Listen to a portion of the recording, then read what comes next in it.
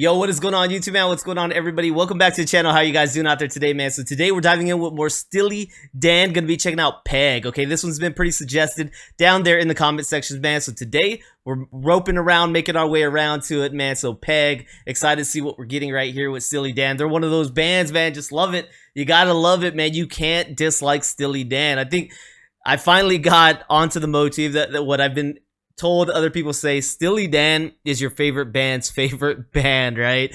Something along those lines, and I understand, man. STEELY Dan is the real deal. They're so cool. I hope that they make another tour. I believe they rode through not too far from me recently. I think they were in Austin, Texas, man. That would have been dope to go check out. I don't know who STEELY Dan came down with, but man, I sure hope they ain't done. I hope I give me another chance, STEELY Dan. Give me another chance to see you guys live, man. That'd be awesome. Let's go ahead and dive into this one. Peg with STEELY Dan. Before we get this one started, if you guys are brand new or been on the channel for a while but you haven't subscribed, please go ahead and subscribe, man. Like the video if you're enjoying the content. And don't forget, check out the description, man. There's other great ways that you can support the channel down there, all right? Thank you guys so much, man. Let's check it out.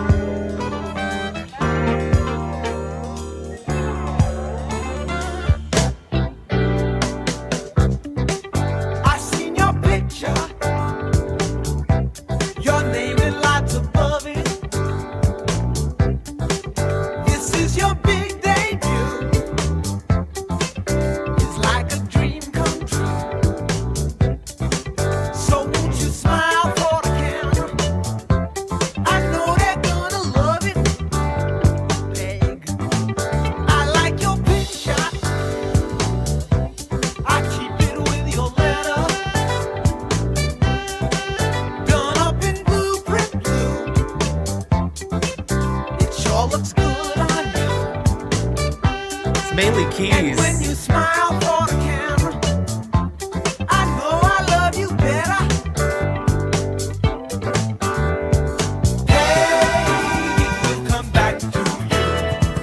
Hey, it will come back to you.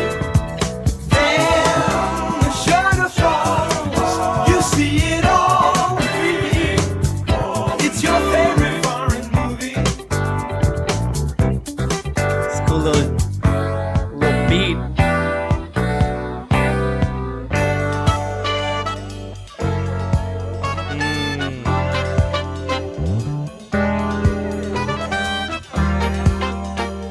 In that smooth, soft area.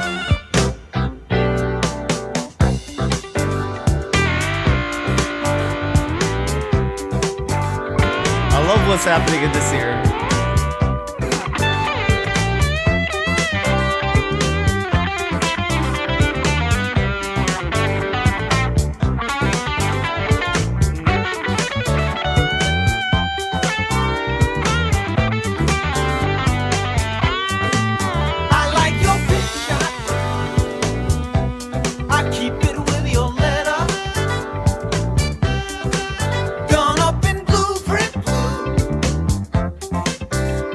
Looks good on you. And when you smile for the camera, I know I love you better. It was like soft like funk.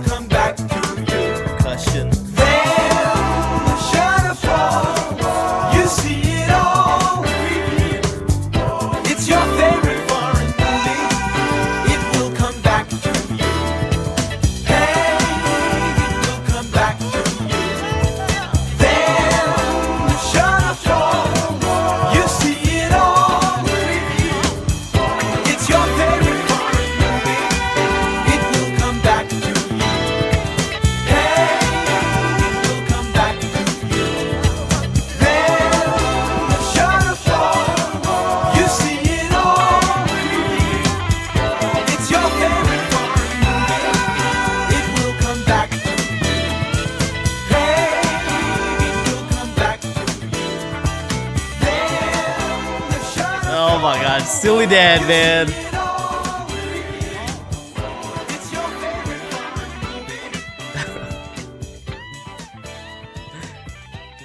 Steely Dan, man, one thing I feel like I've been saying it since I started reacting to Steely Dan. I'll listen to their song, and I think it's a generational thing with me and the era I grew up with, and every era probably after that, generation after that, I mean, is that we want to classify something. We say, man, what genre is this? What sound does this fall into? And people are like, yo, Steely Dan sound is Steely Dan sound. And I get it, but my mind still races there. It's like, even listening to this one, I'm like trying to classify it.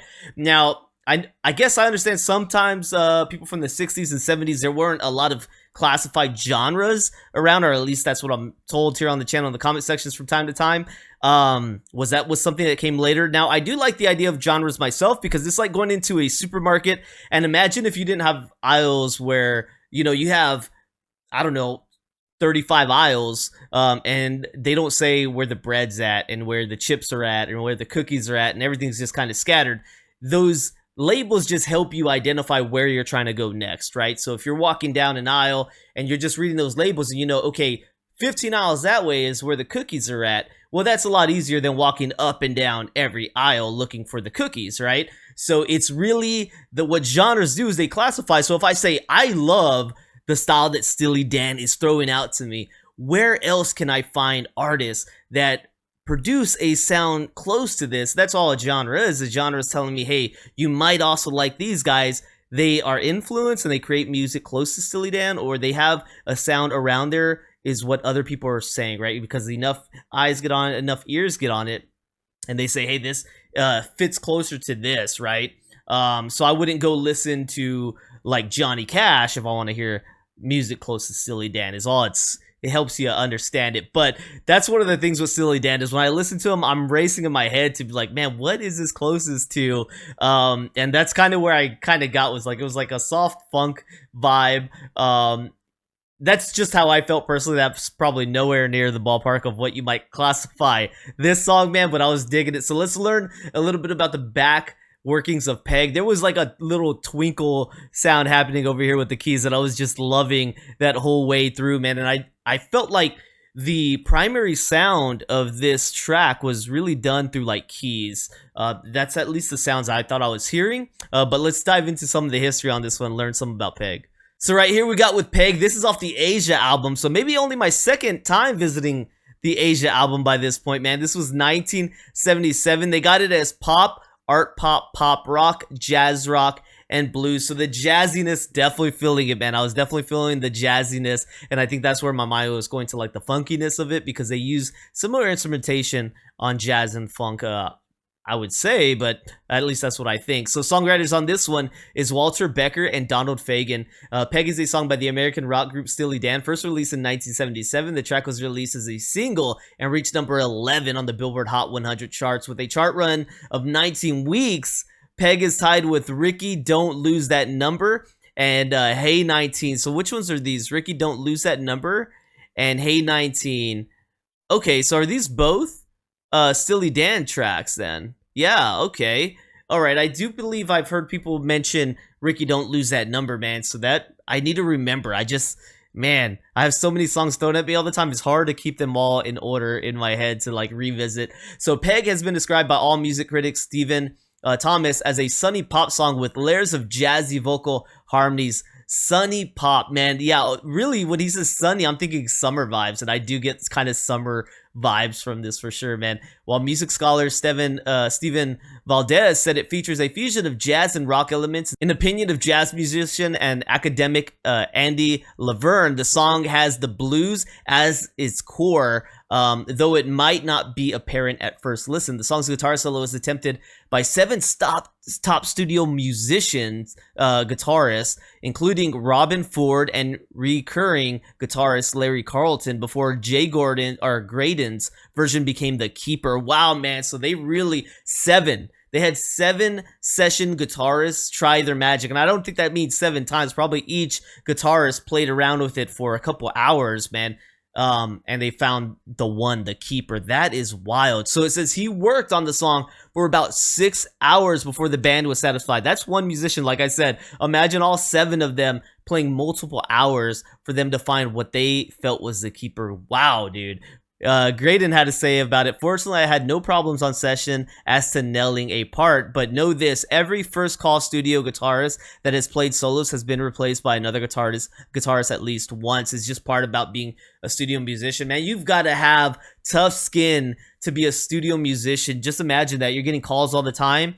You go in there, you play your stuff. Hey, thanks, man. We'll let you know if you were selected. So hopefully they're at least paying you for your time there, because I assume you get royalties if they go with you and you get on the track. But imagine just being there for 6 hours playing this guitar and you get like a check for $100 or something. You know what I mean? Oh man, I hope they're getting paid well to be there. I don't know the life of a studio musician and if they're well off, but I sure hope so, because from what I've learned on this channel, studio musicians, man, so much of the amazing music that we know today wouldn't have ever come right from the Temptations and so on and so forth. The Beatles, or not the Beatles, but the Beach Boys and so on. So there would be like, yeah, a lot of music just wouldn't be around, man. It says Michael McDonald provided multi-track backup vocals in the choruses, and keyboardist Paul Griffin can be heard talking and improvising background vocals in the chorus and the fade out. Although there was speculation that the name was a reference to Broadway star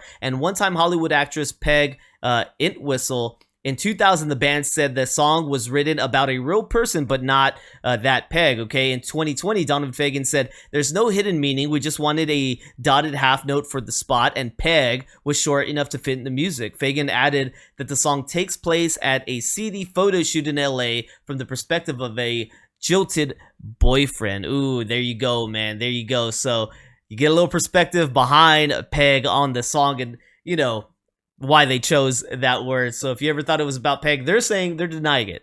They're denying it was about that Peg, all right? Well, thank you guys for rocking with me here today, man. As always, let me know more, Steely Dan. I'll do my best to make sure I'm always hopping in with your comments and picking one straight from you guys recommending it. And unless it's a donation request straight to another cut, man, then that is what it is. All right, thank you guys for rocking with me on this one. I hope you guys enjoyed. Don't forget to like, subscribe, check out that description. If you guys are really enjoying the content I put out on a daily basis, please consider becoming a member here on my YouTube or Patreon and supporting the channel, man. I appreciate it. Thank you guys so much. I'll see you on the next one, man. Peace.